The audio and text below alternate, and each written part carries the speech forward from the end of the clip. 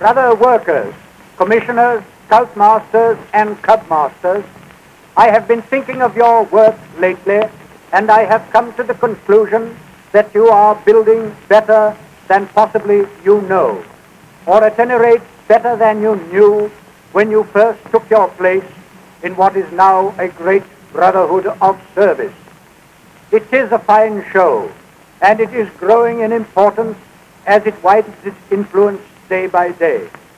But I notice that as the public realize more and more its aims and possibilities, so more and more they expect to see really effective results on the boys. They judge the movement by this.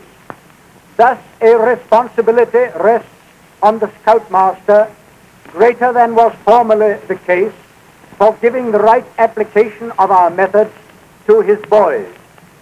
To ensure this, the first essential is that scoutmasters themselves, as well as their commissioners, should have thoroughly grasped the ideals we aim for, the reasons for the various steps in the training, and the meaning that underlies them.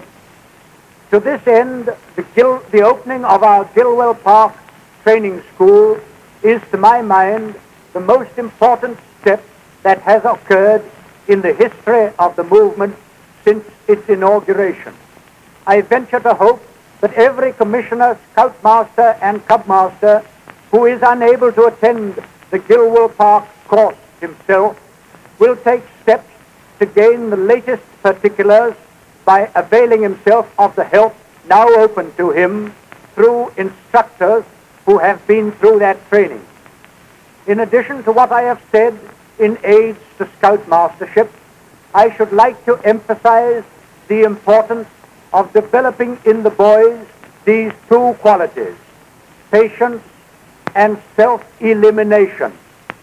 I have seen in my time more careers wrecked through want of patience than through drink, gambling, or any other vice.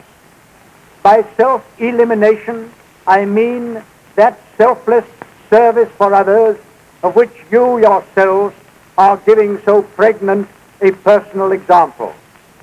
You are doing a big thing for God, for your country, and your kind, and I warmly wish you all further success.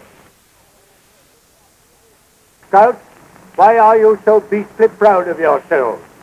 You are, you know, however much you may grin and say that you are not. It's not the uniform, and it's not the badges. Those are all swank, and a scout is not swanky, though he may be proud. I think you are proud because you know this, that although you are only a boy, you can, through your training as a scout, do a man's work and show a man's pluck when the call comes. You proved this in the Great War. 28,000 of you took up the duties of coast watching, and others of you did other duties in your thousands, thereby releasing a large number of men to go to the front.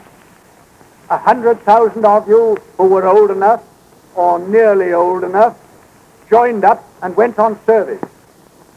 10,000 never came back, but gave their lives for the country. Jack Cornwall, P.C., was a Boy Scout, and so were 11 others who won the Victoria Cross. Those are the things that make you proud of being in our great brotherhood of Scouts. Now, those of you who are tenderfoot or second class must remember this and carry out your motto, be prepared. That is, to train yourselves to be strong, active, and clever, because then, if at any time you are called upon, you know you will be able to lend a hand and do man's work for other people and for your country. I don't mean that you should train especially to be soldiers or sailors, but to be what is better still, good, useful, cheerful citizens. That is what you should aim for. Practice the scout law in your everyday life. Don't merely know the law by heart. Do it, and you will be happier boys and better men. Think daily on your promise as a scout, to do your duty to God and the King, to to obey the Scout law, and to help other people at all times. Good luck to you and good camping.